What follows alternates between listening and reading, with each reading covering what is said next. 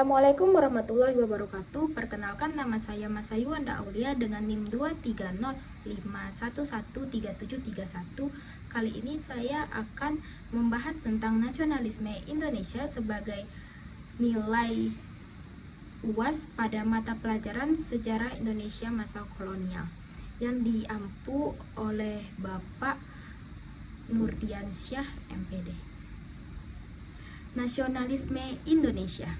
Nasionalisme Indonesia adalah semangat kebangsaan yang muncul di Indonesia sebagai respon terhadap penjajahan dan penindasan yang dilakukan oleh bangsa asing.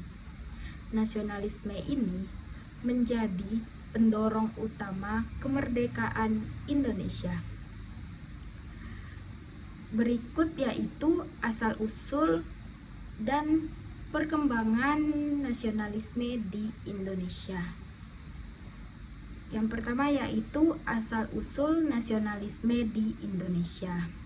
Nasionalisme di Indonesia berakar pada perjuangan untuk melepaskan diri dari penjajahan bangsa Eropa, terutama Belanda, yang berlangsung selama lebih dari 300 tahun. Sebelum munculnya semangat nasionalisme, Indonesia terdiri dari berbagai kerajaan, suku bangsa, dan budaya yang terpisah-pisah yang tidak memiliki identitas kebangsaan yang menyatukan.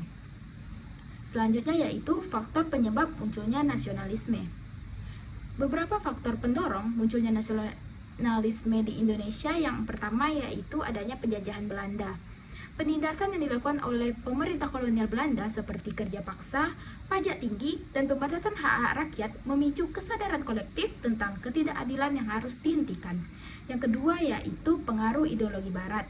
Pemikiran tentang kebebasan dan hak-hak asasi manusia yang berkembang di Eropa seperti dari Revolusi Prancis dan gerakan liberalisme mempengaruhi tokoh-tokoh pergerakan kemerdekaan Indonesia.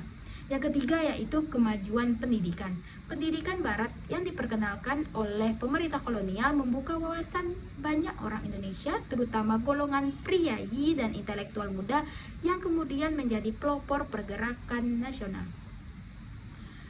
Yang terakhir yaitu perubahan ekonomi sosial.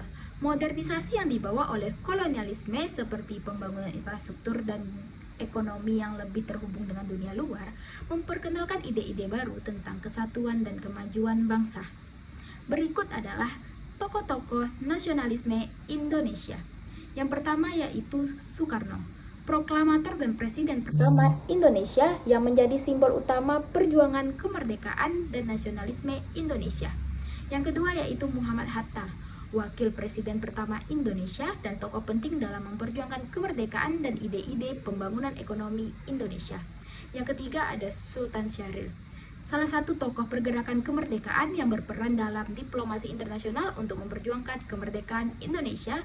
Dan yang terakhir ada Ki Hajar Dewantara, pelopor pendidikan nasional yang menekankan pentingnya pendidikan bagi rakyat Indonesia dalam memperjuangkan mencapai kemerdekaan.